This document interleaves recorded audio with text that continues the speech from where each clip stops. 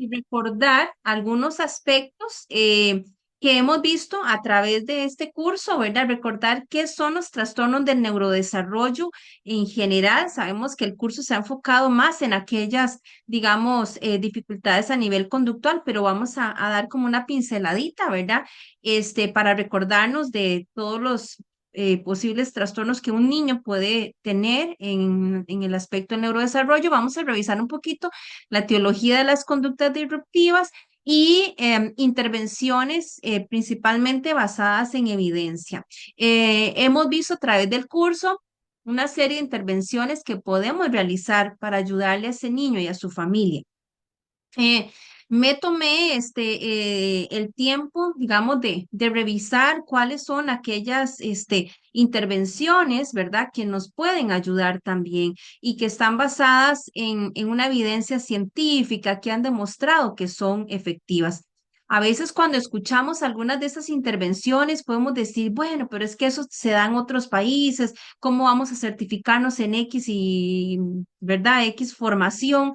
Pero cuando vemos un poquito cada una de ellas, nos damos cuenta que ya estamos haciendo muchas de los, digamos, de esos contenidos, ¿verdad? De esa materia prima que incluyen en esas intervenciones, mucho ya ustedes lo hacen, ¿verdad? Entonces, creo que por ahí, digamos, vamos a ir revisando y también esa interrelación, ¿verdad? Y que Adelaida lo mencionó, como también la clasificación internacional del funcionamiento nos puede ayudar.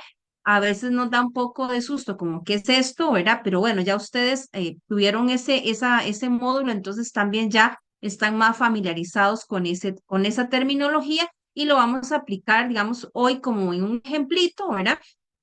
Para pues que no se nos olvide que eso es un instrumento también muy importante, ¿verdad? Que podemos utilizar para la valoración de nuestros niños. Bueno, cuando vemos, voy a bajar un momentito esto acá.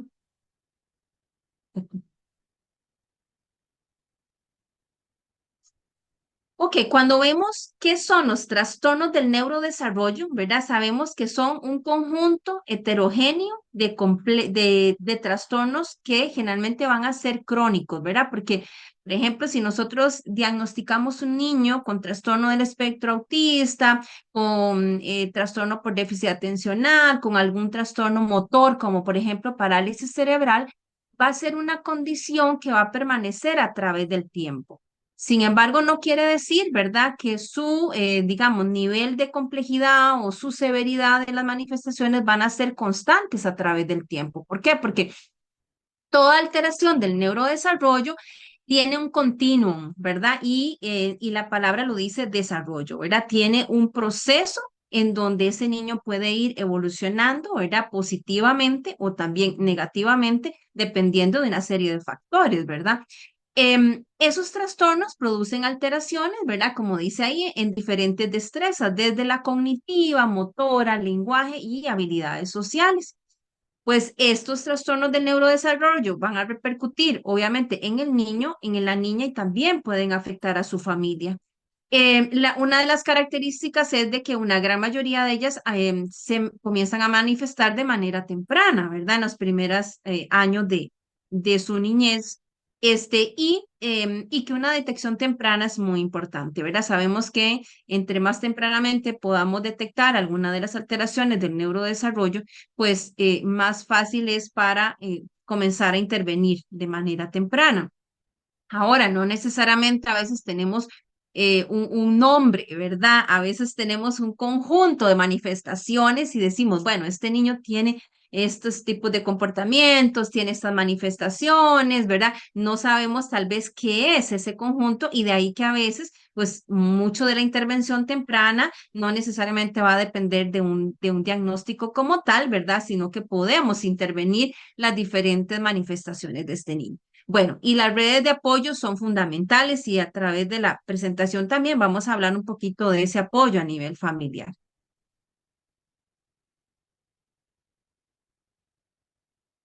¿Cuáles son algunas de las características que comparten todas las alteraciones del neurodesarrollo? Bueno, una es que son de origen multifactorial, ¿verdad? Sabemos que existen una serie de factores genéticos, ambientales, ¿verdad? Y ahí nos podemos ir desde factores a nivel prenatal, perinatal, postnatal, ¿verdad? La parte de genética, a nivel familiar, ¿verdad? Que muchos de esos trastornos comparten. Otra de las características es que todos se inician, ¿verdad? Como les mencionaba, en etapas tempranas. Algunos, por ejemplo, hay algunos niños con autismo que se comienzan a ver algunas manifestaciones durante la edad escolar y tal vez no fueron captados en edades tempranas, ¿verdad? Porque, bueno, es un momento en donde la carga, por ejemplo, social es más alta, entonces a veces se identifican un poquito más tarde. ¿Qué otra característica comparten? Bueno, que producen dificultades, ¿verdad? Significativas en la ejecución y funcionamiento, ¿verdad? En algunas áreas del desarrollo, ¿verdad? Y ahí, como les decía, funcionamiento personal, social, académico, ¿verdad? Ocupacional, la parte de comportamiento, ¿verdad? Que sabemos que obviamente que niños con alguna alteración del neurodesarrollo pues tienen una mayor predisposición, ¿verdad? A tener dificultades en el manejo o en el control o gestión de sus emociones, ¿verdad? Y mucho también pues a veces el compromiso a nivel neurológico puede impactar, ¿verdad? Esa evolución de los comportamientos. Diferencias según frecuencia y sexo. Entonces, perdón, diferencias según el sexo. Sabemos que una gran mayoría de las alteraciones del neurodesarrollo se presentan principalmente en hombres. O sea, hay una diferencia, ¿verdad? En cuanto a la cantidad de niños, de hombrecitos respecto a mujeres en algunas de las alteraciones del neurodesarrollo. En algunos casos, por ejemplo, digamos, como en el caso del autismo, se ha visto que también a veces hay algunas niñas que son ¿verdad? Diagnosticadas. Pero en general, sí se presentan más en el sexo masculino. Luego, una elevada coocurrencia entre ellos y entre las dimensiones sintomáticas, o sea que hay una correlación, ¿verdad? Entre las diferentes trastornos y podemos presentar o el niño puede presentar una o dos o más alteraciones del neurodesarrollo. Y como les decía, que el curso es crónico, ¿verdad? Que puede impactar el resto de su vida. Entonces, como les mencionaba, ¿verdad? Las causas son multifactoriales, ¿verdad? Y entonces, y muchas veces no podemos, ¿verdad? Como puedo decir, esto específicamente, ¿verdad? O sea, a veces puede ser que la mamá, por ejemplo, haya tenido una exposición intraútero a sustancias, ¿verdad? Qué sé yo, no sé, drogas, pero también eso llevó a que la mamá tuviera un problema de mala nutrición. Y además de eso, cuando el niño nace, tal vez es puesto en un albergue, ¿verdad? Y entonces tal vez no ha tenido ese apego a alguna persona, a los cuidados básicos. O sea, hay una serie, ¿verdad?, de factores que pueden contribuir, ¿verdad? De igual manera en la parte genética, ¿verdad? Entonces, también eso influye. Entonces, vean cómo también los factores también ambientales, ¿verdad? Y lo que llamamos la epigenética, y cómo algunos factores ambientales factores por ejemplo, de exposición de la mamá. Algunas sustancias pueden cambiar la forma en que nuestros genes funcionan y resulta que algunos de estos genes tienen relación con el funcionamiento cerebral, ¿verdad? Entonces, si yo, digamos, ese niño dentro del útero tuvo, ¿verdad? Esta exposición a alguna sustancia, pues esta sustancia puede afectar ese gen y ese gen va y altera las proteínas cerebrales, ¿verdad? Entonces, es como una cadena, ¿verdad? De eventos que pueden ocurrir producto de digamos, de estos factores.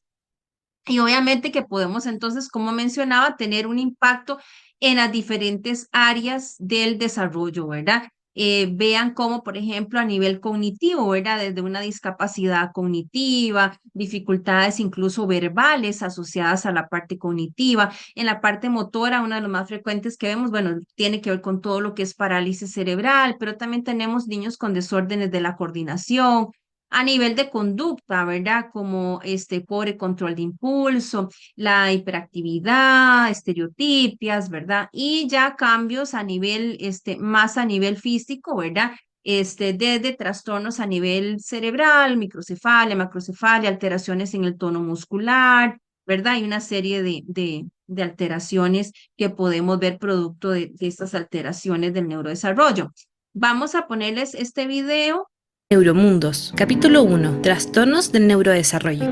¿Sabías que el ambiente influye en el desarrollo cerebral de un niño o una niña? Nuestro cerebro se comienza a formar desde antes de nacer y se desarrolla rápidamente hasta el inicio de la adultez. Este constante cambio nos da la oportunidad de adquirir nuevas habilidades y conocimientos continuamente. Para lograr esto, nuestro cerebro se va construyendo como una ciudad compuesta de muchas conexiones neuronales. Estas conexiones funcionan como caminos y carreteras, se desarrollan poco a poco y conectan diferentes zonas del territorio cerebral. Durante los primeros años, a medida que crecemos y nuestro entorno nos estimula, estos caminos se multiplican y se vuelven más rápidos. Pero en el cerebro, la energía y los nutrientes no son infinitos. Al desarrollarse, el cerebro privilegia los caminos más transitados. Es por esto que a cierta edad elimina las conexiones que no resultan ser tan necesarias y va perfeccionando aquellas conexiones que sí necesitaremos con más frecuencia y que deben ser veloces. Todo este proceso de construcción de caminos dará lugar a que diversas habilidades vayan apareciendo de a poco a lo largo del desarrollo. Y esto lo vemos a simple vista. A medida que niños y niñas crecen, aparecen habilidades como hablar, caminar o achuntarle al helado. En general, la mayoría de los niños y niñas van a adquirir sus habilidades en edades parecidas, pero existen algunos casos donde todas o algunas de estas habilidades se pueden presentar antes o después que la mayoría de los niños y niñas de su misma edad. Estas diferencias en los tiempos en que aparecen esas habilidades se debe a que la construcción de caminos a nivel cerebral está ocurriendo de forma diferente o atípica. Por lo mismo, estos niños y niñas perciben, procesan, sienten y responden al mundo de forma distinta. Entender cómo funcionan estos neuromundos es algo desafiante para los profesionales que estudiamos el cerebro, pero por sobre todo es un desafío para quienes son cuidadores, padres, profesores, compañeros y amigos de niños y niñas con un desarrollo atípico a nivel cerebral. ¿Te gustaría saber más sobre cómo se... Sí, es interesante, ¿verdad? Esa manera de caricatura, pero vemos, ¿verdad? Cómo también todo ese impacto, ¿verdad? De todos esos insultos cerebrales, ¿verdad? Pueden tener una repercusión en la mielinización, en la migración de las neuronas, en la conexión entre neuronas, ¿verdad? Entonces, pues pueden ser niños que tienen alteración en la cantidad de conexiones o esas conexiones no funcionan bien, ¿verdad? Entonces, también esto nos puede llevar, ¿verdad?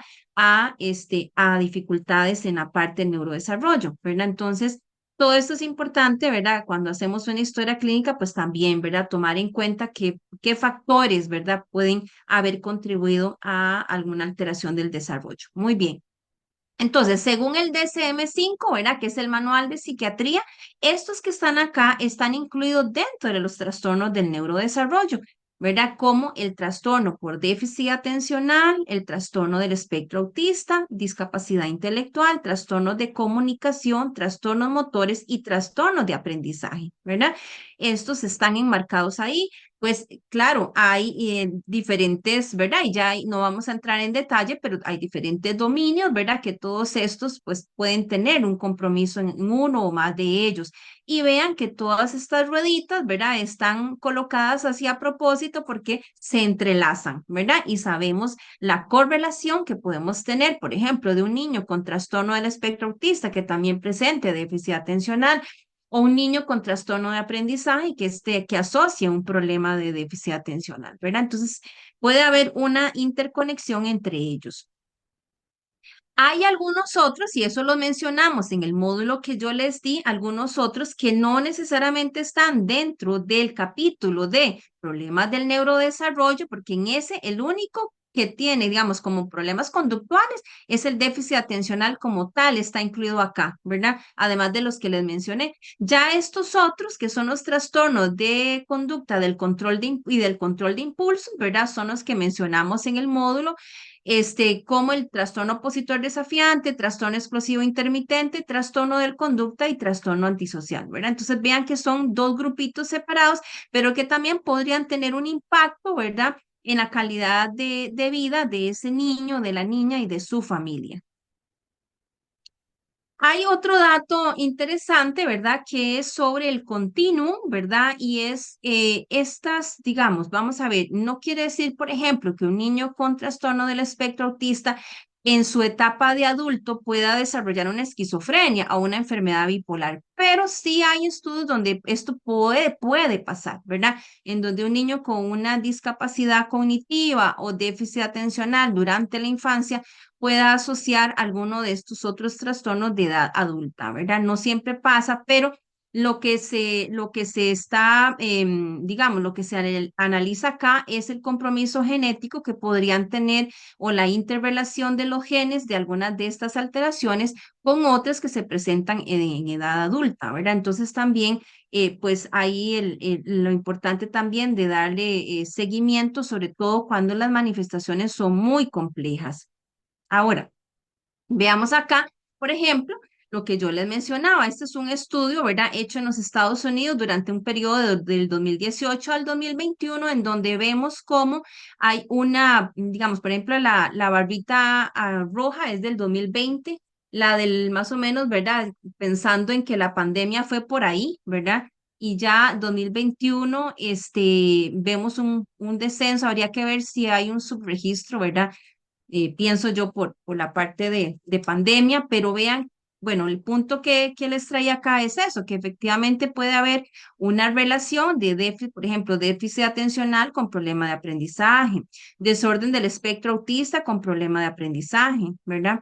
Menos frecuente, digamos, discapacidad intelectual y déficit atencional. Pero bueno, eso es para enseñarles, ¿verdad? Que pueden combinar. Ahora, vamos a ver que no, ¿verdad? Que el diagnóstico nuevamente no es lo más importante, sino las manifestaciones del niño. Pero, como les digo, algunas de estas alteraciones podrían estar correlacionadas.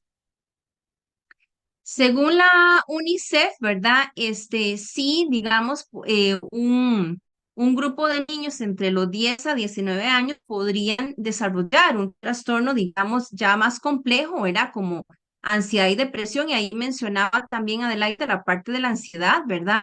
Este, eh, que también la ansiedad puede llegar a ser leve, a ser una ansiedad muy severa, ¿verdad? Que requiera de bastante intervención porque esto puede repercutir en la calidad de vida. Pero bueno, 40% de estos niños entre 10 a 19 a nivel mundial pueden asociar ansiedad y depresión. Y vean que el otro 60 podría ser ya otros trastornos como déficit atencional, conducta, trastorno del espectro autista.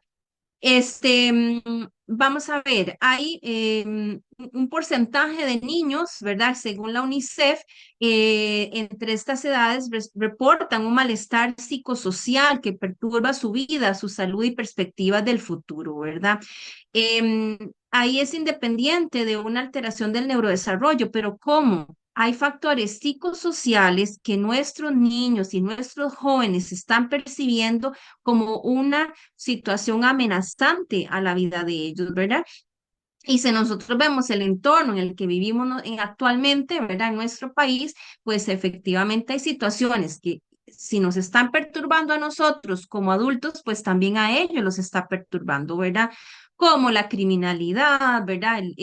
El narcotráfico, todo lo que impacta también los aspectos negativos, digamos, a nivel de tecnología, ¿verdad?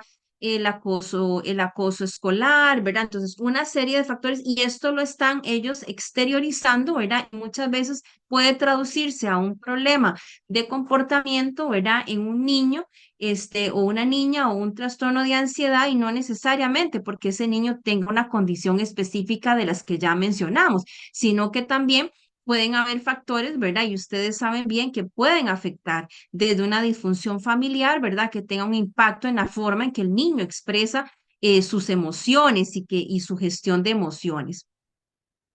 Y sí preocupa, ¿verdad? Que el suicidio sí es la quinta causa de muerte en niños y adolescentes entre la edad de 10 a 19 años a nivel mundial, ¿verdad? Entonces, nuevamente, o sea, qué importante, ¿verdad? Es la detección temprana, qué importante es abordar con las familias, ¿verdad? Las situaciones de sus niños y sus niñas para evitar justamente llegar a esta situación.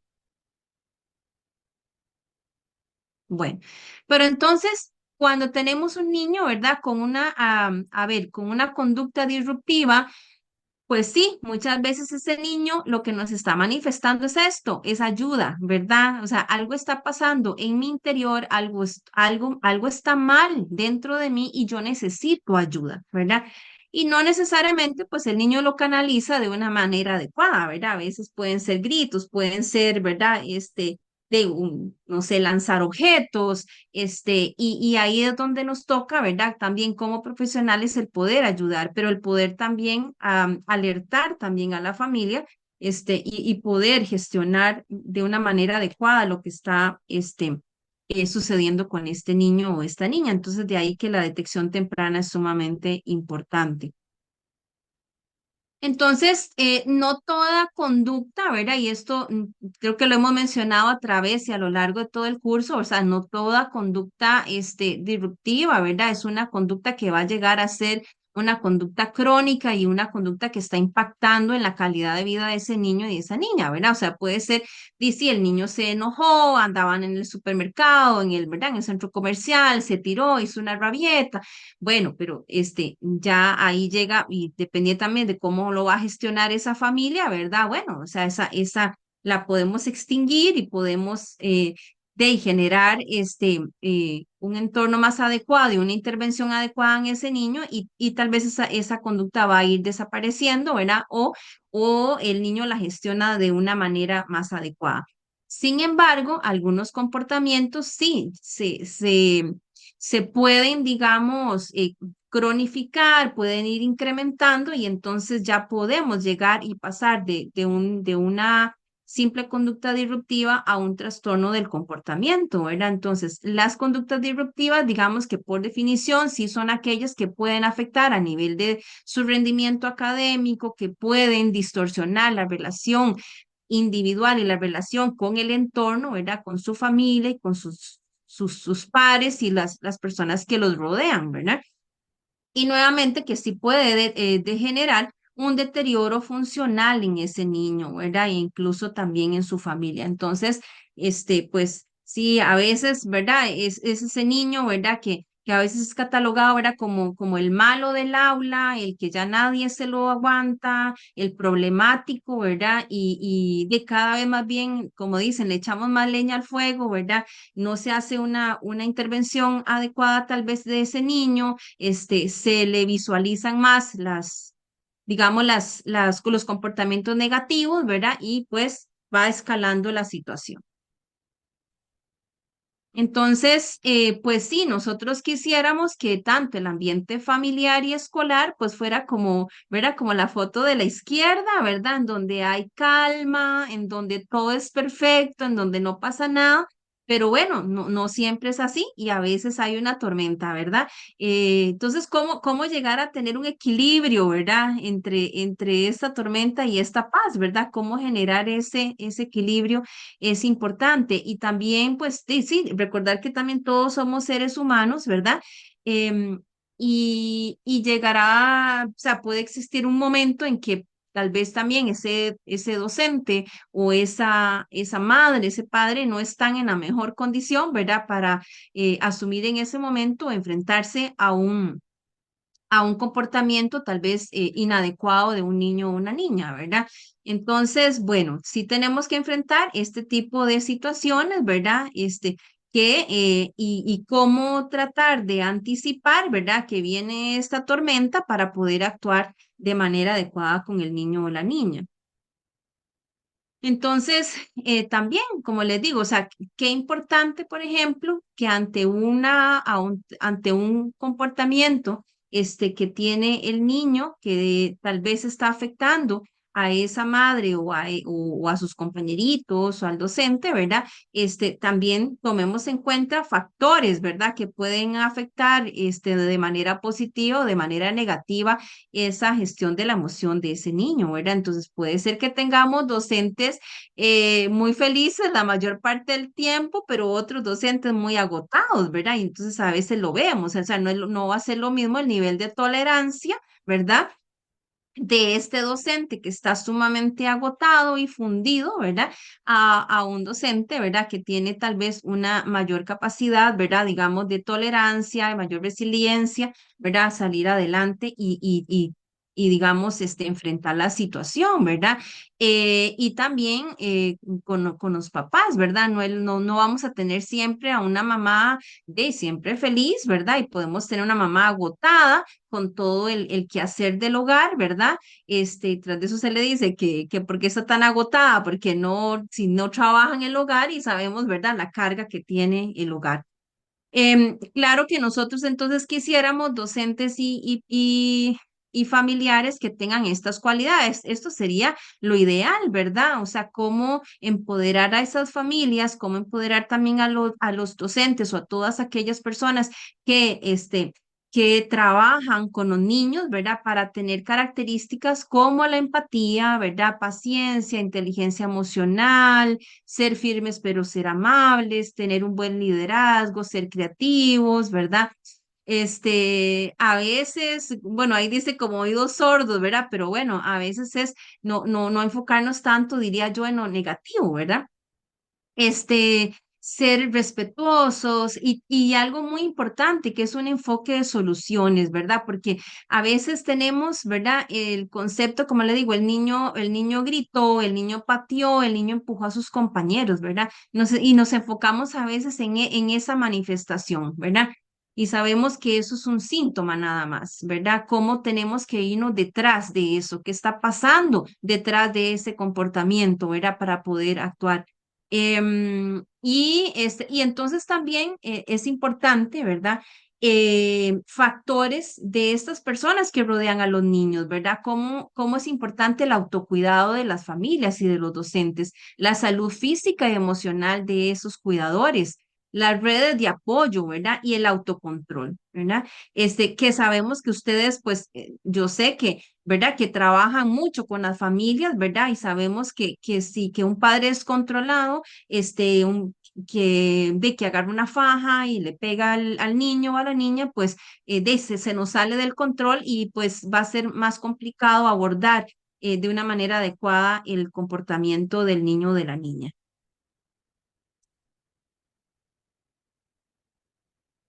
Entonces, bueno, cuando un niño, ¿verdad? Digamos, si nos enfocamos en un niño con una alteración del neurodesarrollo que va teniendo algunas conductas disruptivas, sabemos que ¿verdad? Que tenemos que revisar qué problemas no están resueltos, ¿verdad? O sea, ¿por qué ese niño está llegando a esa conducta, ¿verdad? De alguna situación que no hemos resuelto, ¿verdad? Ya sea en el hogar o en el centro educativo.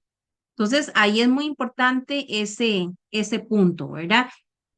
Sabemos que esa conducta es como decir la fiebre cuando tenemos una infección, ¿verdad? Pero si yo solo le doy acetaminofén y acetaminofén, bueno, si es una infección le puede hacer que se me quite, ¿verdad? Pero si es una infección más grande, no voy a hacer nada, la infección va a seguir hasta que yo le dé antibiótico, tal vez por, qué sé yo, una infección por bacterias y entonces ya la fiebre va a desaparecer. Entonces es lo mismo, ¿verdad? O sea, sabemos que si llorar, patear, gritar puede ser o puede ser la forma en que ese niño está expresando diferentes situaciones, ¿verdad? Como cuáles, desde el cansancio, estrés, el hambre, miedo. Y aquí vamos, yo entraría acá también en situaciones, por ejemplo, si nos ponemos en el caso de niños con autismo, ¿verdad? Ese miedo puede venir por dificultades, por problemas sensoriales, ¿verdad? Y ustedes lo saben bien, niños en donde, por ejemplo, mañana, que es el 25, ¿verdad? Que se celebra los 200 años de la anexión de Guanacaste, muchos centros educativos, ¿verdad? Tienen sus bandas, sus bailes típicos, las bombas, ¿verdad? Y todo eso puede generar en un niño con autismo un miedo, ¿verdad?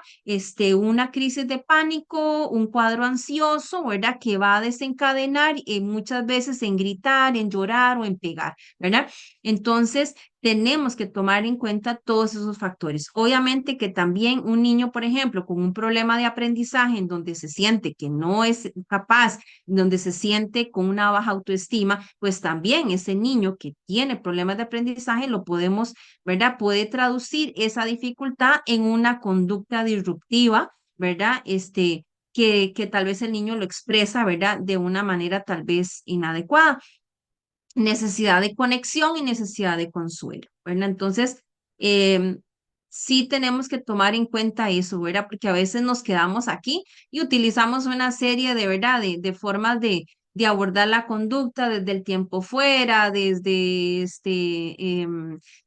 aislarlo, ¿verdad? Desde gritarle, llamarle la atención, quitarle el celular y entonces le quito el celular al niño o el televisor durante una semana y en realidad nada más estamos actuando con una consecuencia, ¿verdad? Pero sin llegar al fondo y a resolver el problema en sí de por qué ese niño está llegando a ese comportamiento.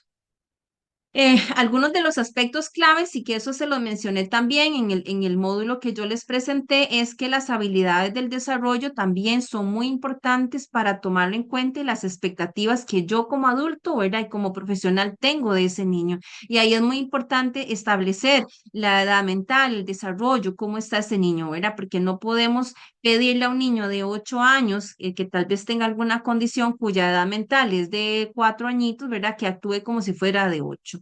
¿Verdad? Entonces, ese aspecto al momento de actuar, tratando de ayudarle a ese niño a modular sus, ¿verdad? Y gestionar bien sus emociones, pues tomarlo en cuenta, ¿verdad? Entonces, la forma en que también ese niño se comunica, ¿verdad? La capacidad de flexibilidad o no cognitiva, ¿verdad? Y sabemos que hay niños que son poco flexibles, ¿verdad? Que es lo que ellos dicen y punto.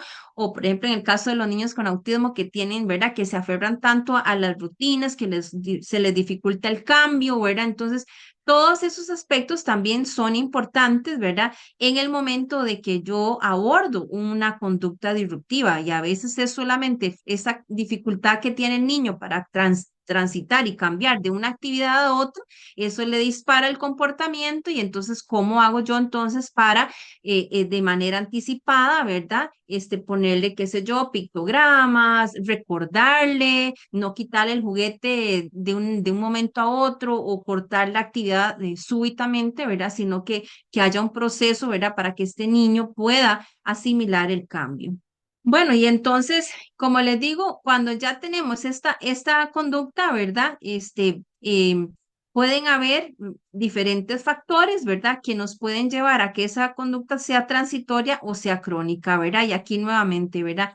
¿Cómo es esa interacción a nivel familiar? ¿Cuáles son esos factores protectores, ¿verdad? Ese apego, esa crianza positiva, esas redes de apoyo que tal vez esa mamá o ese papá tenga, ¿verdad? O por el contrario, ¿verdad? Factores negativos, ¿verdad? Que van a provocar, ¿verdad? De que esos comportamientos o esa conducta deje de ser transitoria y más bien nosotros complicamos, ¿verdad? Le complicamos la vida al niño y no contribuimos, sino que más bien deterioramos el comportamiento, ¿verdad? Y eso, pues lo vemos, ¿verdad? Actualmente cuando han habido situaciones de agresión, ¿verdad? Y que más bien, pues los comentarios en redes sociales y comentarios, ¿verdad? A veces en las familias es más bien, ah, no, eso no es nada, ay, que, ¿verdad? Y más bien entonces le dan más importancia a esa conducta negativa. El tipo de intervención y prontitud en la implementación. Es muy interesante, yo no les traje ese artículo hoy en la cita bibliográfica, pero hay un estudio muy interesante en donde analizaron la calidad de vida de las personas cuidadoras de niños con alguna condición especial, alguna discapacidad, y lo que encontraban es que vamos a ver que el factor que más afectaba en su calidad de vida era la carencia de redes de apoyo, ¿verdad? O sea, no era tanto en sí el diagnóstico del niño, no era tanto que si el papá era un adulto mayor o una persona joven, no, era principalmente la red de apoyo, ¿verdad? Y a veces se nos olvida, a veces puede ser que y también, no solamente que se nos olvide, sino que a veces sabemos que los profesionales, sobre todo en el sistema público, tienen poco tiempo, ¿verdad?, para poder abordar una serie de aspectos en la familia, ¿verdad? Entonces, tal vez a veces llegan y tal vez el profesional pregunta, ¿verdad?, rapidito, que cómo está, que cómo le va con el medicamento, ya le da la receta y ya, y vámonos, ¿verdad? Pero cuando esos papás, ¿verdad? Y mamás se sienten apoyados, realmente sienten que existen esas redes de apoyo, la calidad de vida de ellos mejora, ¿verdad? Entonces, el rol de los profesionales es fundamental, ¿verdad? Y el acompañamiento que nosotros podamos darles, ¿verdad? Desde el área educativa, desde el área de salud.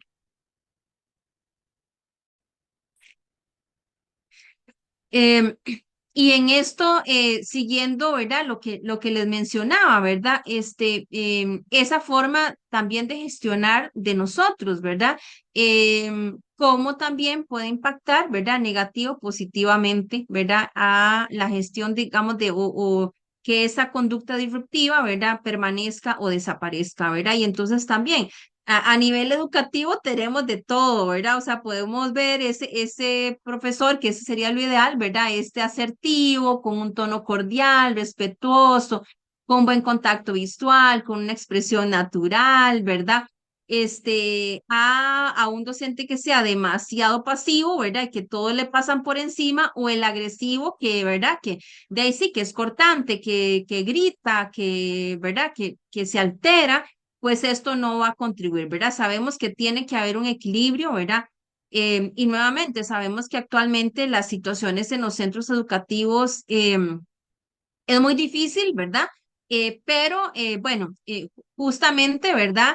No podemos, como profesionales y como personas que estamos en contacto con los jovencitos, con los niños y las niñas, en caer en una situación, ¿verdad? De ponernos casi que al nivel, ¿verdad? Sino que también como nuestra reacción también, ellos lo están viendo, ¿verdad? Y lo están captando, y de ahí lo importante de tratar, ¿verdad? De lograr esa asertividad. Y lo mismo con los papás, ¿verdad? Sabemos, pues ustedes tienen mucha experiencia en esto, ¿verdad? En el tipo de familias, de padres, ¿verdad? Que nosotros pues quisiéramos que sean aquellos democráticos, ¿verdad? Que no se nos vayan a ningún extremo de autoritarismo o de permisividad o sobreprotección, que todos estos, pues nosotros sabemos, ¿verdad? Lo perjudicial que esto, ¿verdad? Produce en el caso de los niños. Bueno, aquí dice, me gustó esta frase que dice que no hay malas hierbas ni hombres malos, sino malos cultivadores, ¿verdad? Em, Cuando nos ponemos ¿verdad? A ver esta frase, ¿verdad? ¿Cuántos niños, ¿verdad? Vemos, y cuántos adolescentes, ¿verdad? Que son catalogados como el malo, el problemático, ¿verdad? El que quieren expulsar del centro educativo, el que ya no se lo aguantan, en la casa, ¿verdad? Pero entonces tenemos que reflexionar, ¿verdad? ¿Quiénes realmente fueron los malos cultivadores, ¿verdad? ¿Quiénes realmente han impactado tal vez negativamente en ese niño, ¿verdad?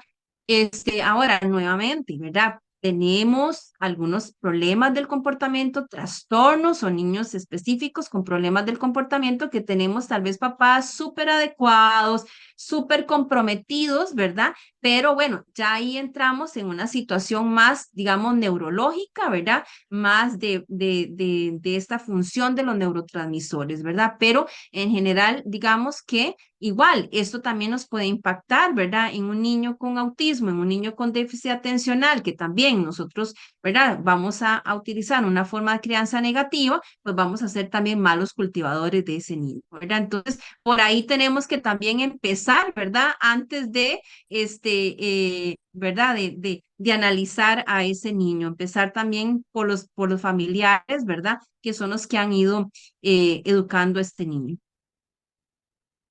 Cuando nosotros iniciamos un abordaje, ¿verdad?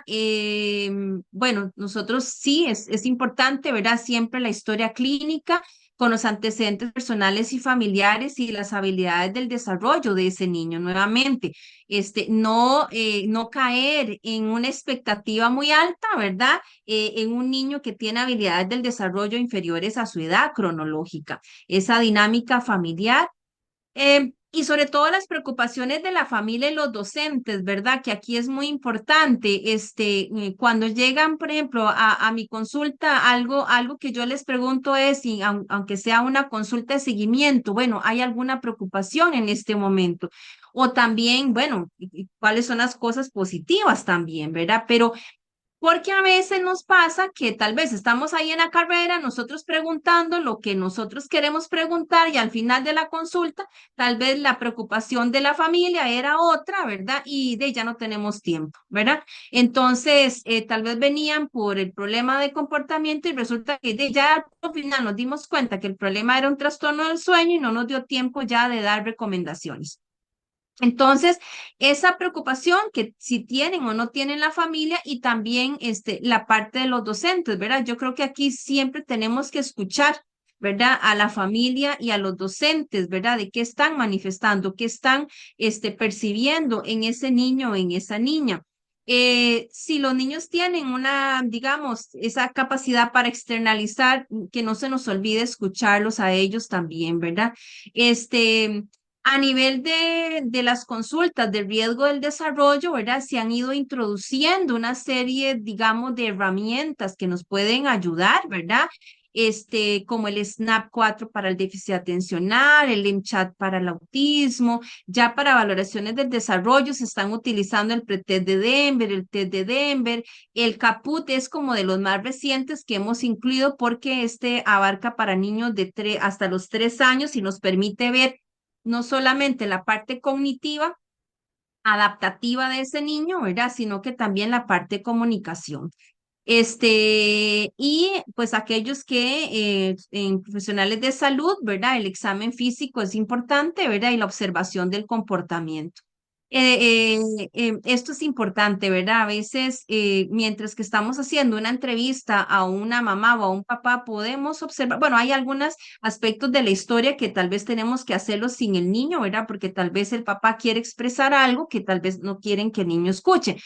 Pero una vez que se logre, ¿verdad? El ingreso es importante esa observación, ¿verdad? La relación con la familia, la relación con la persona que está haciendo la entrevista, ¿verdad? Los comportamientos de ese niño. Obviamente que a veces hay niños que tienen un comportamiento tal vez inadecuado, digamos, en el centro educativo, en la familia o en el hogar y en el consultorio se comportan bien. Bueno, también tenemos que tener presente factores del ambiente, ¿verdad? No es lo mismo un niño con déficit atencional en un consultorio en donde hay pocos distractores, en donde es un campo cerrado, ¿verdad? A ese niño que está en la escuela, ¿verdad? Con un montón de factores que pueden incrementar la inatención, ¿verdad? Entonces también todo es un conjunto, ¿verdad? O sea, todo lo que nosotros observemos, más los reportes, es importante al momento de tomar decisiones en cuanto a las acciones que vamos a realizar.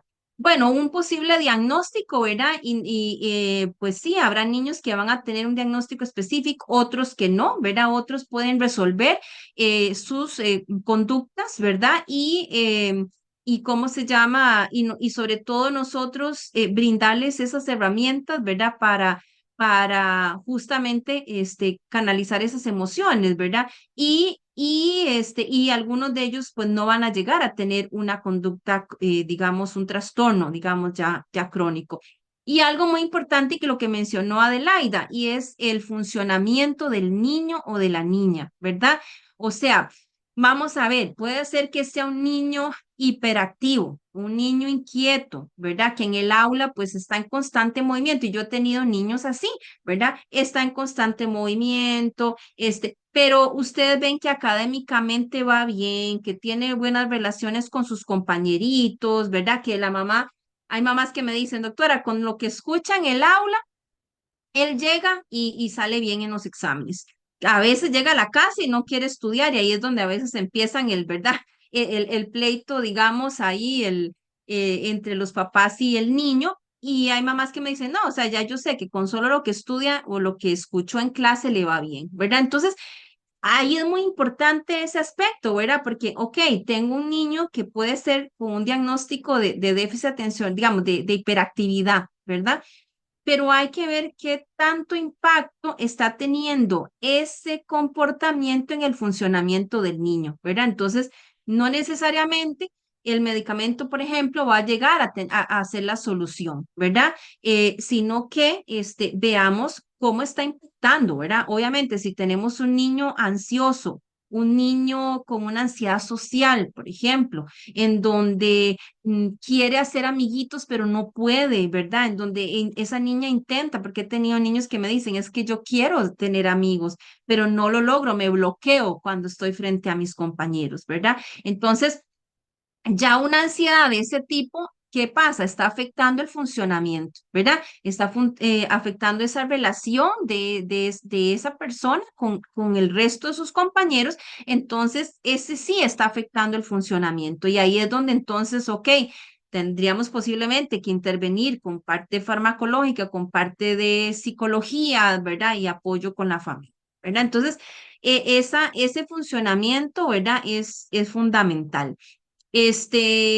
Luego, bueno, sí, describir las manifestaciones e iniciar las intervenciones, aunque no se tenga un diagnóstico específico. Sí, para nosotros, digamos, muchos de los que estamos en salud, en educación, el diagnóstico es importante, saber si el niño tiene autismo, saber si el niño tiene un trastorno opositor desafiante. Sí, eso es importante, pero nuevamente, yo creo que a través del curso digamos, se ha recalcado mucho que más importante que el diagnóstico es aquello, digamos, aquellas carencias que tal vez yo estoy encontrando en ese niño. ¿Qué carencias estoy encontrando para que ese niño no pueda, ¿verdad? Digamos, responder de una manera adecuada, ¿verdad? A una frustración, a un enojo, ¿verdad? Por ejemplo. Eh, y luego, nos toca también como profesionales, ¿verdad? Pues ese enfoque con la familia, ¿verdad? Que es muy importante. Y también informarle, ¿verdad? Hasta donde se tenga posibilidad, ¿verdad? De informar al niño o a la niña, sobre la situación, ¿verdad? Que se va a, digamos, a intervenir. Entonces, aquí me van a disculpar con esta lámina que es un poco borrosa, pero vieran que el PDF de esta página ya venía así, entonces no logré encontrar como una que fuera más clarita, pero bueno, cuando se habla del CIF, ¿verdad? Y de la clasificación internacional del funcionamiento, pues la gente de Canadá que se llama CanChild, de hecho tienen una página muy linda, ¿verdad? Han tratado como de que nosotros entendamos y se haga más amigable, ¿verdad? El uso de la CIF. Y entonces ellos han utilizado las 6 Fs, ¿verdad? Para poder tal vez entender un poco este aspecto de la CIF, ¿verdad? Entonces acá tenemos estructuras corporales y función, ¿verdad? Que tiene que ver con el estado físico de ese niño, ¿verdad? Que si tiene un problema motor, ¿verdad? Que si tiene, digamos, por ejemplo, una manita que no le funciona bien o si tiene un problema visual.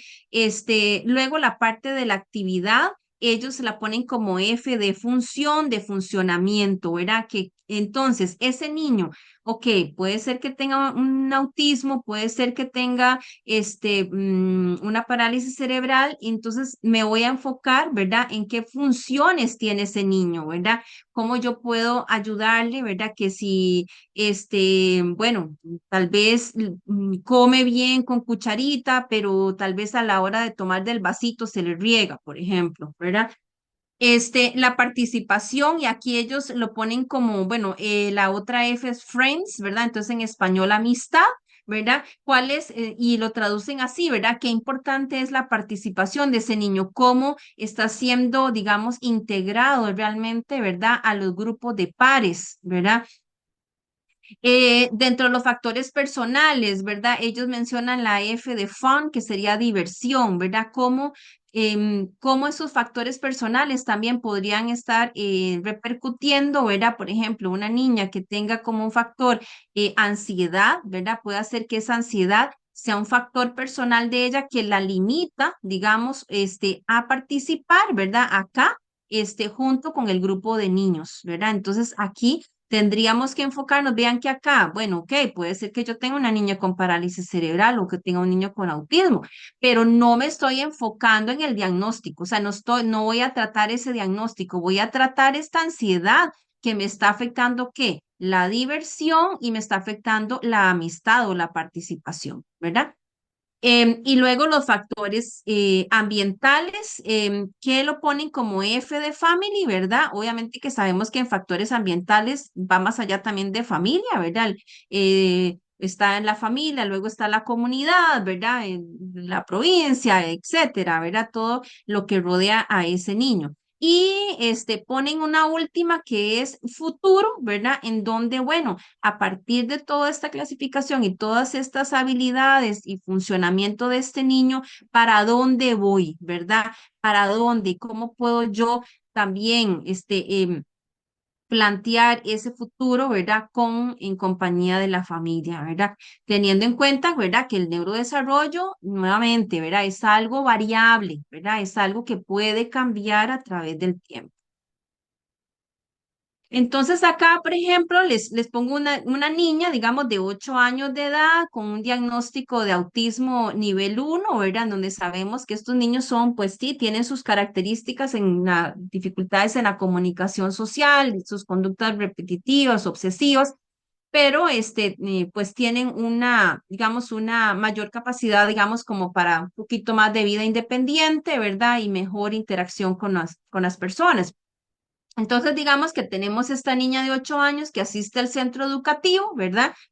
Voy a empezar aquí, digamos, en estructuras corporales y función. Bueno, entonces, digamos que esta niña de 8 añitos asocia un desorden en el desarrollo de la coordinación, ¿verdad? Que es un trastorno que se ve mucho en los niños con autismo en donde pues tienen problemas, ¿verdad? En cuanto a habilidades o destrezas motoras. Entonces, por ejemplo, dificultad para recortar, para escribir, para vestirse, amarrarse los botones, patear una bola, atajar una bola.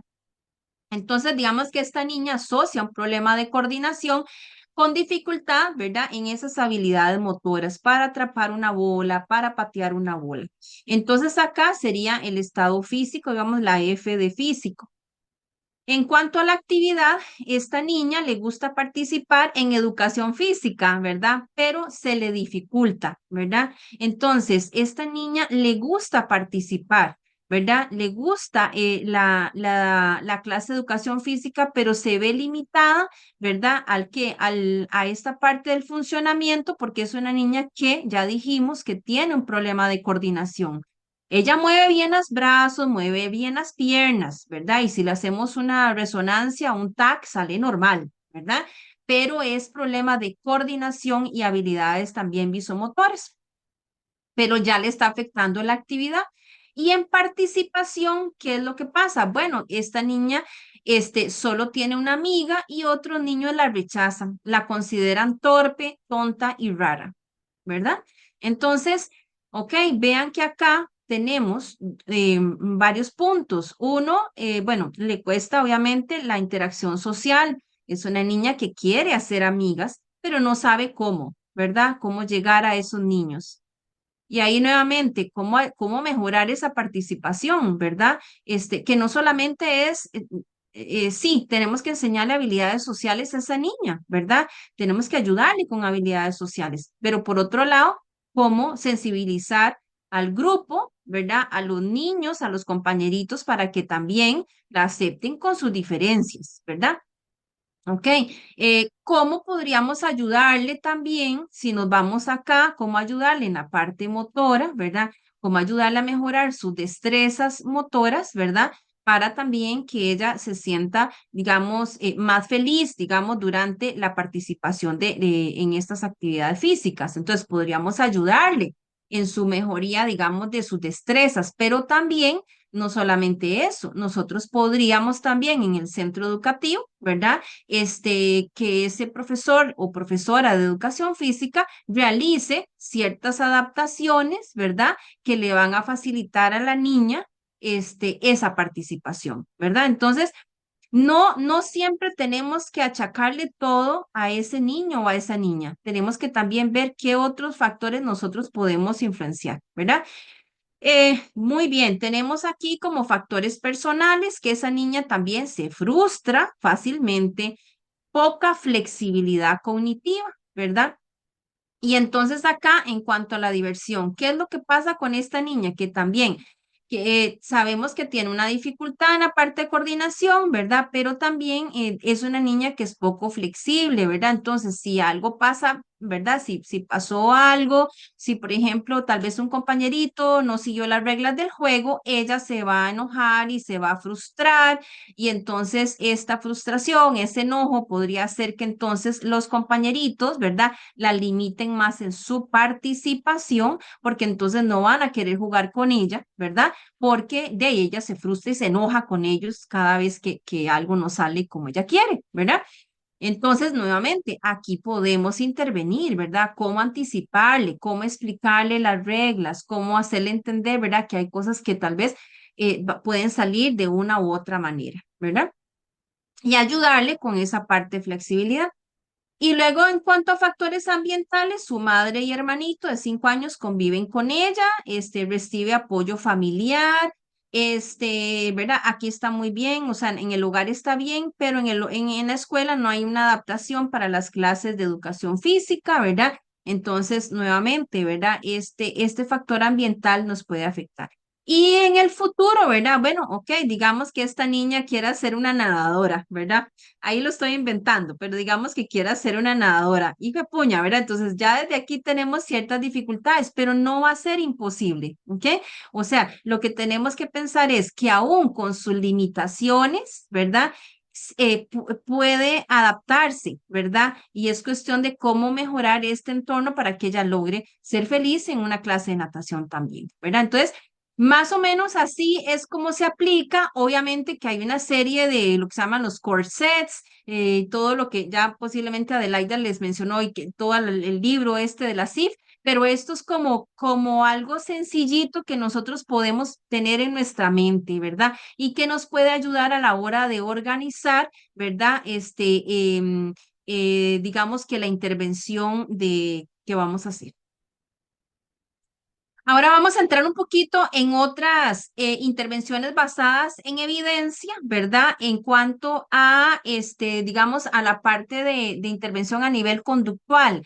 Y se las voy a dividir en dos, una lo no farmacológico, ¿verdad? Que para mí es lo más importante, y luego la segunda que es lo farmacológico. Eh, entonces, cuando nosotros hablamos de intervenciones basadas en evidencia, ¿verdad? Son aquellas intervenciones, ¿verdad? Como dice la palabra, ¿verdad? Ha tenido un sustento científico y se ha demostrado, ¿verdad? Que sí tiene una efectividad, ¿verdad? Sobre lo que queremos tal vez modificar o mejorar, ¿verdad? En este estudio realizado en el 2020, ellos dan, o sea, se hace una revisión sistemática, ¿verdad?, de una serie de intervenciones o buenas prácticas, ¿verdad?, prácticas basadas en evidencia para niños y niñas con autismo. Entonces, nos vamos a dar cuenta que hay un montón de intervenciones, ¿verdad? Pero no siempre, digamos, a veces no siempre lo que hacemos es lo que se debiera hacer, ¿verdad? Muchas veces hacemos cosas empíricas. Por ejemplo, bueno, igual no puedo, digamos, criticar, ¿verdad? Las diferentes intervenciones, pero pongamos un ejemplo. Digamos que queremos que se estandarice para todos los niños con autismo la terapia con delfines. ¿Ok? ¿Ok? Pero entonces ahí, bueno, ¿cómo hacemos? Bueno, pero tiene que haber una evidencia muy, muy sustentada, ¿verdad? De que esta práctica ha tenido un impacto, ¿verdad? Muy positivo, ¿verdad? En ese niño, ¿verdad? Y que sea algo realista, y que sea realmente que se haya demostrado, ¿verdad? Entonces, en el caso de este artículo, por ejemplo, ellos mencionan dos grandes grupos. Uno que son modelos de tratamiento integral en donde hay conjuntos de prácticas, como dice aquí, diseñadas para lograr un amplio impacto en el aprendizaje o el desarrollo sobre las características centrales del autismo, ¿verdad? O sea, lo que es comunicación social, comportamientos obsesivos y repetitivos, toda esa parte que es propia del autismo. Y luego prácticas de intervención enfocadas. ¿Enfocadas en qué? Bueno, enfocadas en objetivos, ¿verdad? Que vamos a ver, si uno se pone a ver lo que hacemos la mayoría, yo creo que muchos, y tal vez ahora al final de la presentación, pueden hacer algún comentario, ¿verdad? O sea, es mentira que nosotros, ¿verdad? Vamos a ver, vamos a tratar el autismo como tal, ¿verdad? Es imposible, ¿verdad? O sea, nosotros mucho nos enfocamos paso a paso y cada niño es diferente. Y cada niño es único, cada niño con parálisis cerebral es único, cada niño con déficit atencional es único, con autismo es único. Tienen características que comparten, pero todos tienen también características diferentes. Entonces, estas abordan una sola habilidad o objetivo, o sea, nos enfocamos a un objetivo. ¿Qué queremos? ¿En qué queremos ayudarle a ese niño? Abordan resultados específicos de aprendizaje y ocurren durante un periodo de tiempo más corto que estas que son más largas en el tiempo. Eh, en esta revisión del año 2012 al 2017, vean que este grupo de investigadores encuentran un total de 61,000 artículos, ¿verdad? De intervenciones, ¿verdad? Realizadas, ¿verdad? En niños jóvenes con autismo. Sin embargo, cuando ellos hacen, porque para hacer una revisión sistemática hay un proceso, ¿verdad? Vean que al final llegan solo a 634 artículos, de los cuales en estos la efectividad, ¿verdad? Tuvo efecto positivo en 567 de las intervenciones y 67 que no tenían ningún efecto positivo, ¿verdad? Entonces, nuevamente, vean cómo existen una serie de intervenciones que no necesariamente van a tener una evidencia. Aquí vienen algunas de las que se mencionan en ese artículo, que estas son intervenciones focalizadas que tienen evidencia insuficiente. Ahora, el hecho de que tengan evidencia insuficiente, bueno, vamos a ver, ahí podríamos entrar en controversias, ¿verdad? Porque, por ejemplo, aquí hablan, digamos, del masaje, ¿verdad? O de la terapia de contacto, ¿verdad? Pero en autismo. Y ellos hablan de que no hay suficiente evidencia, pero vamos a ver, el hecho de que que haya evidencia insuficiente, tal vez no quiere decir que una de estas sea mala, sino que tal vez se necesita todavía más investigación, ¿verdad? Más investigación. Entonces, bueno, aquí hablan de terapia asistida con animales, que sabemos que para algunos niños, ¿verdad? Yo he visto mejoría en algunos niños en cuanto, por ejemplo, no tanto, digamos, tuve un caso, por ejemplo, de una niña que lo que tenía era pánico, ¿verdad? O sea, era pánico a los perritos. Inició con terapia asistida con animales y ella logró mejorar mucho la parte de, digamos, del pánico. Pero acá, ¿verdad? Estamos hablando de que, digamos, de que estas por lo menos no han tenido un impacto tan, positivo, ¿verdad? O hay insuficiente evidencia en cuanto a niños con autismo, ¿verdad? Por ejemplo, mencionan esta terapia que se oye muy común, y uno la escucha mucho, que es la terapia auditiva, de integración auditiva, en donde se expone al niño a diferentes modalidades de tonos, ¿verdad? Sonoros, ¿verdad? Y bueno, nuevamente, ellos hablan de que no hay una evidencia suficiente. Bueno, y así, ¿verdad? Habla, por ejemplo, obviamente del castigo, ¿verdad? Que esa pues sabemos que nosotros ninguno estamos de acuerdo en esto. Bueno, las dietas sensoriales, ¿qué más? Bueno, la exposición, que lo que habla es un incremento, digamos, por ejemplo, una exposición, una inducción, digamos, al comportamiento negativo y luego un descenso, ¿verdad? En la exposición. Entonces, bueno, como les digo, no es que del todo estén mal, ¿verdad? Y vamos a satanizar y decir, no, esto no sirve. Por lo menos ellos no están diciendo, y ahí sí, digamos, por ejemplo, en parálisis cerebral, sí hay otro artículo en donde ellos sí definitivamente dicen, esto no, esto no, esto no, ¿verdad? Ellos sí son muy claros y enfáticos en, por ejemplo, en parálisis, de que hay cosas que no se utilizan. Por ejemplo, la cámara hiperbárica para niños con parálisis cerebral. Es algo que definitivamente ellos dicen no, porque no hay un sustento, ¿verdad? En esto nuevamente, como les digo, solo es insuficiente y posiblemente de aquí tal vez algunos años algunas de estas tengan mejor evidencia.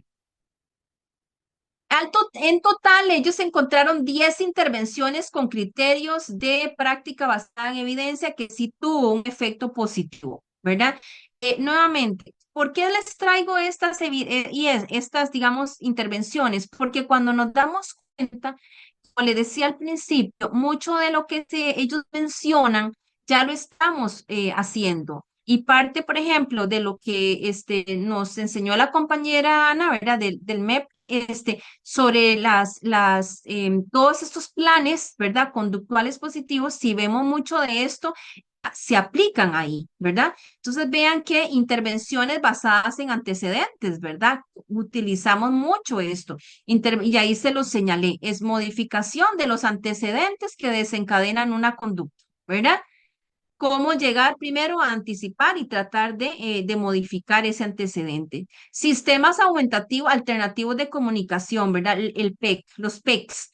Todo lo que es sistemas y otros alternativos que sean de comunicación tienen una efectividad, ¿verdad? Y permiten también y lo sabemos, ¿verdad? Entre mejor se comunique un niño, sea verbal o sea no verbal, nos puede ayudar a facilitar, digamos, la disminución de un comportamiento negativo. Una intervención conductual asociativa dice organización de las expectativas de aparición de determinadas conductas, ¿verdad?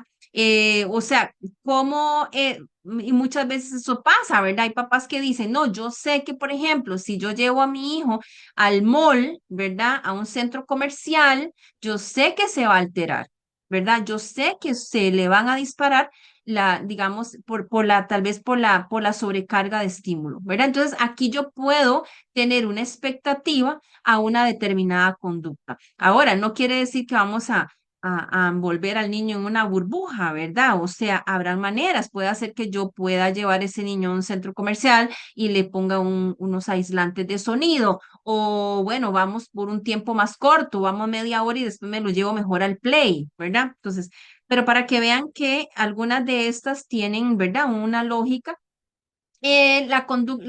Todo lo que es terapia cognitivo, conductual, tiene evidencia e intervención para la gestión y control de los procesos cognitivos, ¿verdad? Desde el pensamiento, desde la emoción y la acción, ¿verdad? Entonces, esos digamos que están demostrados que tiene evidencia. Refuerzo diferencial, dice alternativa, incompatible u otro comportamiento. Dice proceso sistemático dirigido a aumentar comportamientos positivos, ¿verdad? O disminuir comportamientos desadaptativos al proporcionar las consecuencias. Cuando la persona, ¿verdad? Bueno, dice, participa en un comportamiento deseado, participa en un comportamiento físico imposible. Bueno, entonces aquí el punto es, ¿verdad? Que nosotros podamos también aumentar o disminuir, ¿verdad? Ese comportamiento positivo o negativo era mediante el conocimiento de las consecuencias. Sin embargo, vamos a ver ahora, ¿verdad? Un modelo que a mí me gusta mucho, que es el del modelo del doctor Ross Green, que más que hablar de consecuencias, habla de resolución de problemas, ¿verdad? Entonces, eh, este es bastante, digamos, efectivo. Luego tenemos acá, bueno, extinción, eliminación de consecuencias reforzadoras, ¿verdad? Sabemos esto, ¿verdad? A un comportamiento desafiante. O sea, yo no le voy a dar el helado cada vez que grita el niño, ¿verdad? Porque voy a reforzar ese comportamiento. Y luego aquí mencionan estos que tienen que ver mucho con, digamos, comunicación funcional, evaluación funcional del comportamiento. Entonces, vean, y es lo que se ha hablado también en otros de los módulos del curso, ¿verdad? Cómo evaluar el funcionamiento de ese niño, ¿verdad? Y por qué llegó a esa conducta, ¿verdad? Luego tenemos por aquí intervención naturalista. Entonces, acá también, si nosotros nos ponemos a reflexionar, esta intervención naturalista lo que se habla es mucho de cómo poder, ¿verdad? Acabar, no acabar completamente, pero cómo no limitarnos, ¿verdad? A acciones meramente en un consultorio, en una sesión de terapia física o terapia ocupacional o una sesión de psicología nada más, sino que cómo podemos también invitar a esas familias a que continúen el proceso, ¿verdad? En el entorno natural de ese niño, ¿verdad? Y cómo, ¿verdad? Generar actividades, rutinas, ¿verdad? Y no quedarnos solo en una sesión de una vez por semana, porque entonces en realidad no vamos a lograr un avance como quisiéramos, ¿verdad? Entonces, este entorno naturalista ha tenido mucha evidencia, ¿verdad? Intervenciones implementadas por la familia. Y aquí vean qué importante, ¿verdad? El apoyo a las familias como orientaciones para el desarrollo de una intervención en contextos naturales que promueva la comunicación social u otras habilidades de su hijo o hija o disminuya los problemas conductuales, ¿verdad? Y aquí muy importante, ¿verdad? A veces puede ser que cometamos el error de decir, bueno, mira, se va a hacer esto y esto y esto y esto en el hogar, ¿verdad? Y no estamos tomando en cuenta, ¿verdad?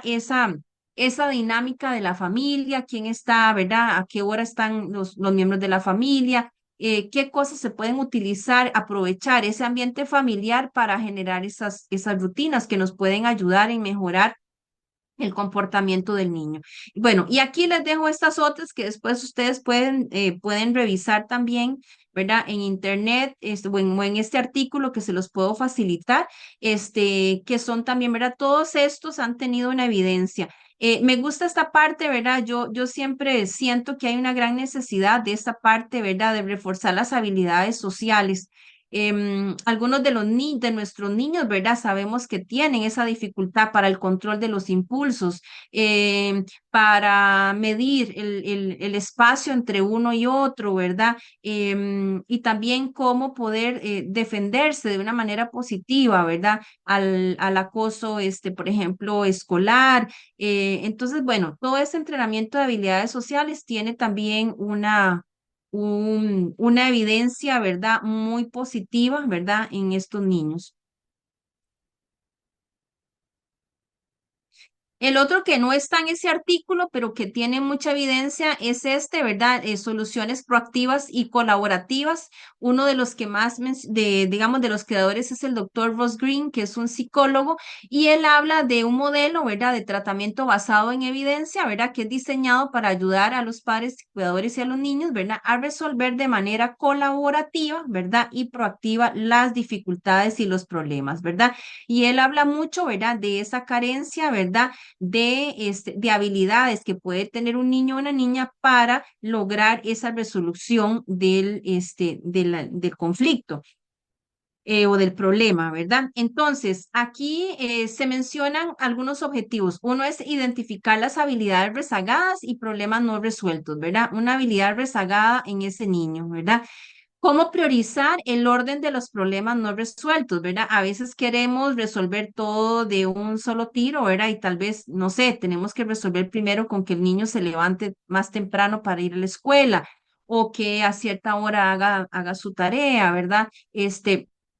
En lugar de tratar de que el niño cumpla con todas las expectativas, ¿verdad? Y recordar, a veces nosotros tenemos expectativas muy altas, ¿verdad? Y entonces genera un caos más bien y frustración en el niño. Entonces, ahí esa parte es muy importante. Y luego que él menciona tres planes de acción en donde el plan B es como el ideal, ¿verdad? Y entonces acá se mencionan tres tipos de cómo usualmente los papás, ¿verdad? Resolvemos los problemas no resueltos de un niño. Entonces, por ejemplo, a veces si el niño está frustrado, si está enojado, si no quiere hacer la tarea, pues nosotros de manera unilateral le decimos, ven, usted se sienta, punto, tiene que hacer esta tarea y de aquí no se mueve hasta que, ¿verdad? Hasta que termine. Ya, ahí lo resolvimos de manera unilateral y ni siquiera escuchamos al niño, ¿verdad? Luego el C, dejar el problema a un lado, ¿verdad? O sea, ya no sabemos qué hacer, ya, o sea, estamos como rendidos, me vale, ¿verdad? Me voy a ir a la cocina, dejemos que, ¿verdad? Y no enfrento la situación. Obviamente que a veces estamos cansados y estamos abrumados, ¿verdad? Pero aquí es importante el apoyo. Puede ser que esta mamita en este momento esté cansada, esté agotada, pero esté el papá o esté una abuelita o esté alguien que tome el control y diga, ok, ¿verdad? Porque necesitamos un adulto que esté controlado, porque el adulto descontrolado no va a ayudar, ¿verdad? Y el plan B, que es el que más recomienda el doctor Ross Green, es resolver el problema de manera colaborativa, ¿verdad? O sea, no necesariamente nosotros tenemos que imponer las consecuencias a ese niño, tenemos que buscar soluciones con ellos, ¿verdad? Y ahí pueden ser que digan, bueno, pero es que entonces el papá pierde la autoridad. No, pero es que también tenemos que escuchar y tener esa empatía con el niño. A mí por lo menos en algunos casos que yo lo he utilizado, me ha funcionado porque el niño se siente también comprometido. No es lo mismo a que yo imponga y yo diga, ok, ¿verdad? Se hace esto de esta manera, a que el niño también colabore en la búsqueda de soluciones. Entonces, para ello, lo que se recomienda también es esa empatía, ¿verdad? Vamos a identificar cuál es la necesidad del niño. O sea, el niño está enojado, en la mañana es un pleito, no se quiere levantar para ir a la escuela, ¿verdad? Entonces ahí se arma un pleito, pero vamos a identificar qué es lo que está pasando, ¿ok? Es conversar, es acercarse a ese niño, ¿verdad? Y preguntar, o sea, ¿qué es lo que le molesta? ¿Por qué es que no se quiere levantar temprano? ¿Qué es lo que está sintiendo, ¿verdad? Identificar la preocupación del adulto, o sea, yo como papá y como mamá, ¿qué es lo que me está preocupando, verdad? De esa situación y la invitación a colaborar. Pero para colaborar en la toma de soluciones, tenemos que tener que las soluciones tienen que ser realistas. Ambas partes deben poder cumplir con los acuerdos y satisfacción de ambas partes, ¿verdad? O sea, tiene que ser algo realista, no puede ser que digamos, o que el chiquillo diga, digamos, ok, bueno, yo hago la tarea y de, no sé, todas las semanas me van a comprar un combo de McDonald's, ¿verdad? O sea, tiene que ser realista y por eso es que es como cuando se llega a un acuerdo de paz, ¿verdad? Entre los países, ¿verdad? Tiene que ser satisfacción para ambas partes. Entonces, el doctor Ross Green utiliza digamos, esta hojita, ¿verdad? Como para que uno se organice, y él pone acá, digamos, algunas de las habilidades rezagadas, ¿verdad? Que pueda tener ese niño, ¿verdad? Que tiene pobre sentido del tiempo, por ejemplo, que hay dificultad manteniendo un enfoque, dificultad persistiendo en tareas tediosas, dificultad expresando desafíos y vean aquí, o sea, no es que el niño no quiera hacer esto, ¿verdad? Es que aquí, como lo pone él, el niño usualmente tiene una dificultad para hacer esto, una dificultad expresando el desafío y entonces mejor grita y explota, una dificultad tomando en cuenta, digamos, aquí dice los factores situacionales que sugieren la necesidad de ajustar un plan de acción, la inflexibilidad. Bueno. Entonces acá, generalmente, bueno, aquí se anota el problema que estamos encontrando, por ejemplo, si es el niño que no se levanta temprano, ¿verdad? Y por ejemplo acá, entonces aquí, ¿cuál es el adulto que está a cargo? ¿Cuál es la preocupación identificada por el niño, ¿verdad? El niño tiene que expresar, o sea, nosotros no podemos actuar sin escuchar. ¿Por qué es que se está levantando tarde? ¿Verdad? ¿Por qué le cuesta? Y a veces le dicen a uno, es que tengo mucho sueño, es que no logro, o sea, me siento con sueño. Bueno, entonces revisemos qué es lo que está pasando, ¿verdad? Si es que se está acostando tarde, si es que se está levantando de madrugada a ver el celular, ¿verdad? O sea, hay una serie de factores, ¿ok? ¿Cuáles son las preocupaciones identificadas por el adulto? Y y tratar de tener entonces una solución elegida, ¿verdad? Pero como les decía, que tiene que ser una solución que sea una invitación a colaborar. Bueno, ok, a ver, ¿qué podemos resolver entre nosotros? Yo quiero, ¿verdad? Necesitamos irnos temprano para la escuela, ¿verdad? No podemos llegar tarde, esto te va a afectar en la escuela, ¿verdad? Pero también tenemos que ver cómo ayudarte, ¿verdad? A que amanezcan más atento, ¿verdad? Entonces, ya sea si es acostarse más temprano, si es apagar el teléfono más temprano, ¿verdad? O sea, es llegar a soluciones. Obviamente que habrá niños de niños, ¿verdad? Y hay algunos que son más desafiantes y aquí tendríamos, ¿verdad? O sea, ahí muchas veces se necesita la participación de un profesional, ¿verdad? Como en psicología o, por ejemplo, si es en escuela, el del Departamento de Problemas Emocionales y de Conducta, que nos puede ayudar con la identificación, ¿verdad? Y tratar de resolver. Pero muchas veces con que el niño o la niña se comprometan y haya una participación de ellos no lo van a sentir como, ¿verdad? Como una consecuencia negativa, como un castigo, como que me están imponiendo. ¿Por qué? Porque ha habido una escucha de ellos y podemos buscar soluciones, como se dice, colaborativas. Ok. Este es un video, un video sobre, o es como una caricatura, pero el niño está explicando digamos, la aplicación de esta solución o esta intervención del doctor Ross Green en la solución de los problemas que él tiene. Hi, I'm Taylor. I'm pretty Sí. much a regular Ok, perfecto. kid. I like playing video games. I like playing soccer. I like my dog, Frisbee. I like hanging out with my friends. I think my mom and dad are pretty cool, except they're always getting on my case about something. And I get frustrated sometimes. Now, everybody gets frustrated sometimes, so that's not so unusual. And I get really upset when I get frustrated. And that's turning into a pretty big problem. Like when my mom is trying to help me with my homework, or like when my team loses a soccer game, or when I'm not doing well in my video game, or when my little brother goes in my bedroom and messes with my stuff, or like when it's time to get up for school in the morning. It's not like I'm trying to get really upset. It just happens. Some kids cry when they're frustrated, like my sister. Some kids pout or hide when they get frustrated, like my little brother. People don't seem to mind that stuff so much, but when I get frustrated, I scream and sometimes swear, and sometimes I hit and throw things. And then my mom and dad sometimes get really upset too.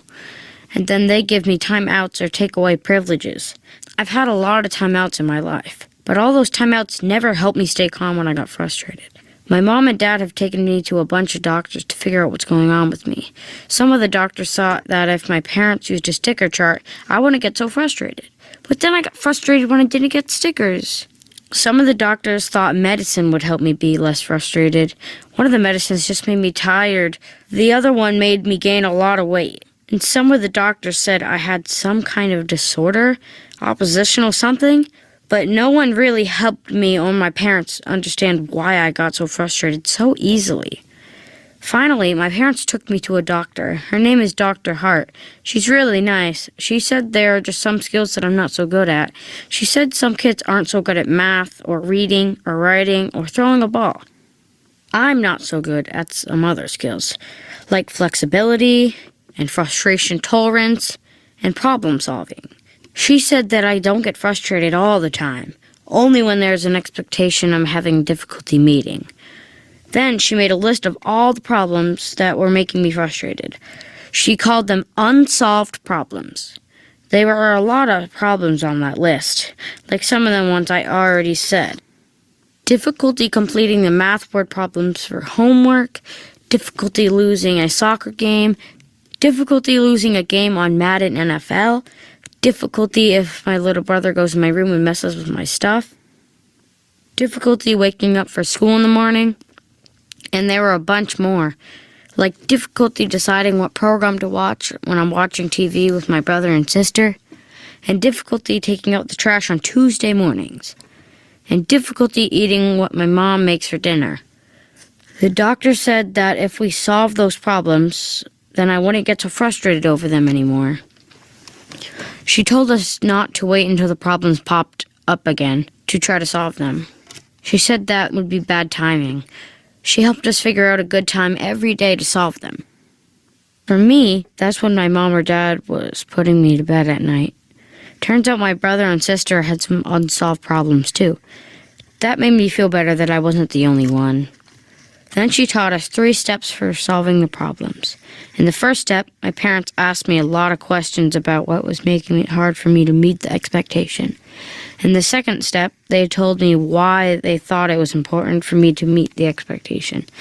And in the third step, we figured out solutions together, solutions that worked for both of us.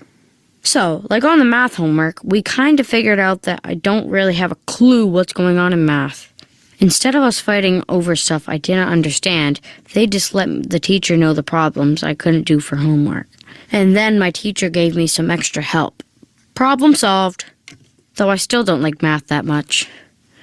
And the one about waking up in the morning, It turns out my parents thought they were doing me a favor by waking me up like an hour before the school bus came, so I'd have some time to get ready for school in the morning. But I didn't really need an hour to get ready for school.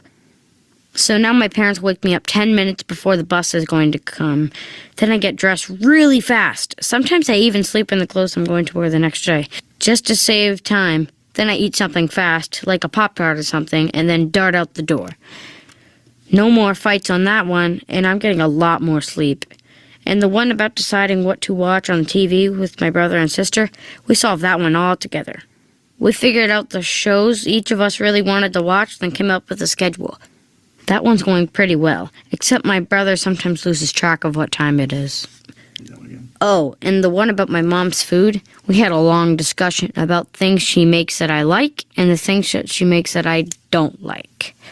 She said that she couldn't always make stuff that I liked, and that she didn't want to be a short-order chef. So we agreed that if she makes something I don't want to eat, I'll just eat like mac and cheese or have a cereal. So things are going a lot better now. No one even thinks I have an opposition or whatever it is anymore. I'm not really sure I ever did. We just needed some help solving some problems. I still get frustrated sometimes, but now I know that if something is making me frustrated, my mom and dad and I can solve whatever problem it is together, instead of us getting all huffed up about them. And all those timeout and sticker charts, we don't do that stuff anymore. Bueno, es un ejemplo, ¿verdad? De esta solución colaborativa y proactiva, ¿verdad? Que es lo que digamos, una de las, me gusta mucho, ¿verdad? Esta intervención, porque a veces, como dicen, hablando se entienden las cosas, ¿verdad? Y a veces queremos imponer, sobre todo, por ejemplo, niños con autismo, niños con, ¿verdad? Que a veces tienen su problema sensorial, que no quieren comer ciertas comidas y entonces esto se convierte en una batalla. Entonces, ¿cómo tenemos que de las dos partes poner un poquito, ¿verdad? Para poder colaborar y no solamente ver la consecuencia, sino tratar de solucionar ese problema, ¿verdad? Antes de llegar a ese comportamiento. Bueno, vamos a ver si acá. Bueno, ya eso lo mencionamos, ¿verdad? Lo importante es la corregulación, ¿verdad? Y a veces este tipo de soluciones colaborativas, pues sí, a veces sí, obviamente se requiere de la familia y a veces no necesariamente tenemos una familia que nos va a colaborar, ¿verdad? Y yo eso sí, o sea, uno lo comprende y ahí es donde a veces nos enfrentamos, ¿verdad? A ese reto que uno dice, Dios mío, tenemos que primero abordar al papá, abordar a mamá, tratar de modificar y ayudarles para que ayuden al niño, porque están peor ellos, ¿verdad? Que el niño. Entonces, pues sí, a veces es un gran trabajo porque no es en sí el niño a veces el que tiene la situación difícil, ¿verdad? El problema, sino que es toda una situación familiar que está generando ese comportamiento. Y el otro punto también es, bueno, tratar de promover, ¿verdad? Esa buena interrelación entre los docentes y las familias, ¿verdad? Y sabemos que a veces, a mí me ha pasado, ¿verdad? Que pues sí, son muchos comentarios a veces tal vez negativos que se hacen de los educadores o al revés, ¿verdad? Pero bueno, hay que tratar de que haya una buena interrelación, ¿verdad? Porque muchas veces los niños, aunque tienen su problema, y tal vez el docente no es lo mejor, ¿verdad? Si ellos se expresan negativamente, ¿verdad? Como a veces pasa que se expresan negativo estos papás de los docentes en frente del niño, pues eso perjudica, ¿verdad? Esa interrelación en el aula y puede empeorar la situación de comportamiento, ¿verdad? Entonces, qué importante, ¿verdad? También ese fortalecimiento de estas relaciones. Promover la escucha es fundamental, ¿verdad? En cualquier área en el que nos desempeñemos para mejorar esa relación con las familias, ¿verdad? Establecer las metas compartidas y realistas. Por ejemplo, bueno, yo soy de la idea de que uno como profesional, uno propone, uno brinda recomendaciones, ¿verdad? Pero no podemos imponer una estrategia o un medicamento, ¿verdad? O sea, esto es muy de conversación, ¿verdad? A veces los papás llegan con mucho miedo, con de mucho mito y entonces pues a veces cuesta, ¿verdad? Tratar de ir haciendo entender, digamos, de algunos de los beneficios de ciertas intervenciones, pero entonces también ahí las metas compartidas, ¿verdad? O sea, hacerle ver a esta familia que nosotros realmente queremos ayudar a ese niño y a esa niña, ¿verdad? Entonces, eso es importante. Y también la forma en que nos comunicamos con ellos, ¿verdad? Porque tal vez a veces tenemos que poner un video, tal vez a los papás cuando estamos con ellos en una consulta o una intervención, ¿verdad? Para tal vez hacerles entender ciertas, digamos, mensajes que queremos dar. Y involucrar a las familias en la toma de decisiones, ¿verdad? En la medida de lo posible, ¿verdad? Siempre tomar esas decisiones en conjunto. Respecto a la parte farmacológica, ya casi vamos a terminar, la parte farmacológica viene siendo, ¿verdad? Y todos lo sabemos, es como uno de los pilares, ¿verdad? No es el abordaje mágico ni nos va a resolver todo el problema, ¿verdad? Porque vean que ya vimos, o sea, yo puedo ayudar con el medicamento a mejorar concentración, a mejorar atención, o puedo bajar un poco las conductas agresivas, pero en sí un medicamento solo, ¿verdad? Sin un abordaje es muy difícil, ¿verdad? Porque no estamos llegando, como dicen, a la causa de la fiebre, ¿verdad? Entonces, esto tiene que ir acompañado, ¿verdad? Usualmente, bueno, lo recomendable es tratar de buscar la eficacia probable para síntomas y objetivos específicos, ¿verdad? O sea, no, nuevamente, no damos un medicamento porque el niño tiene autismo, no damos un medicamento porque el niño tiene déficit atencional. Estamos dando porque necesitamos objetivos específicos, ¿verdad? Si es bajar el enojo, las conductas autoagresivas, si es mejorar concentración, ¿verdad? Entonces sabemos que cada medicamento es específico para ciertas manifestaciones. Es importante pensar en los posibles efectos adversos. Por ejemplo, a veces me pasa que tengo un niño tal vez con déficit atencional, pero ese niño tiene muy mal apetito, es un niño con muy bajo peso. Que yo sé que, digamos, la Ritalina o ¿verdad? Cualquiera de estos medicamentos para mejorar concentración le pueden bajar más el apetito o bajar más el peso. Puede hacer que yo haga modificaciones de la dieta, ¿verdad? Y les diga, bueno, vamos a iniciar este medicamento y vamos a darles comiditas, digamos, cada 3 horas, 4 horas, ¿verdad? Pero en esto muchos de los profesionales en salud tenemos que tomar en cuenta esos aspectos, ¿verdad? Y a veces balancear, o sea, puede ser que un niño sea muy agresivo y si es un niño con mucha obesidad, tenemos que balancear, ¿verdad? ¿Qué vamos a dar? O si tenemos que primero abordar el problema, digamos, del bajo peso o de la obesidad antes de iniciar una medicación, ¿verdad? Entonces, a veces no es tan fácil, a veces nos llegan tal vez referencias o de una vez, ¿verdad? O el profesional que está viendo al niño está deseando, ¿verdad? Que lo mediquemos y no necesariamente a veces se puede iniciar, ¿verdad? O lo mismo si la familia definitivamente no quieren iniciar un medicamento, uno no puede, ¿verdad? Obligar a una familia.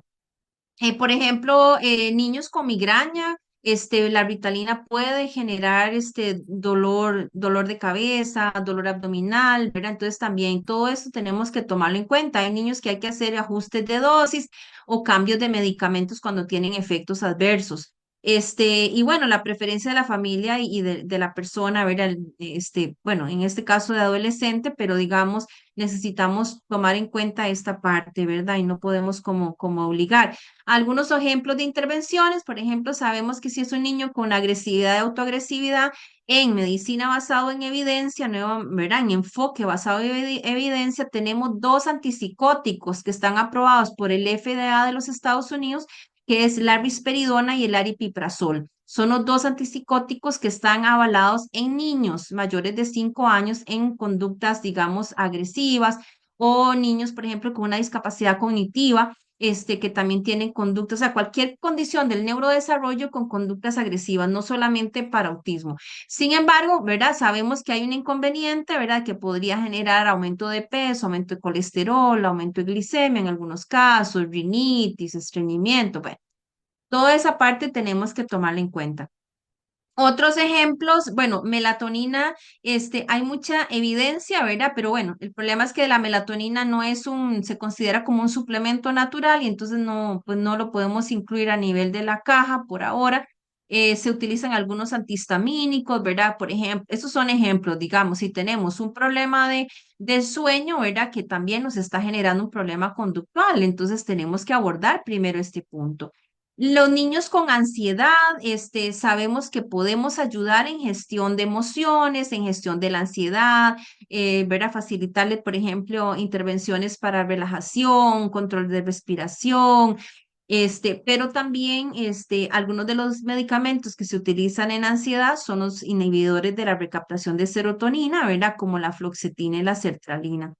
Y en déficit atencional, pues todos sabemos que está avalado de la Ritalina, ¿verdad? A nivel de la institucional de la caja y a nivel privado, pues hay otras de larga acción, como la Concerta y Mediquinet, que se utilizan, ¿verdad? Porque tienen más larga acción.